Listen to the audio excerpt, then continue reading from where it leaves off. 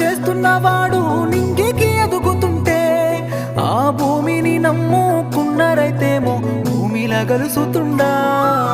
పాలించటోనికి 10 మంది కలిసి సాలాము కొట్టుతుంటే పల్లెవుల పువ్వను పెట్టిన రైతుని పక్కన పెట్టినరా. పైసలు ఉన్నోని తానా 10 రూపాయలు దొరుకుతాయన్నా, ఆ పైసలు సంపాదించి నువ్వు తినేది అన్నమే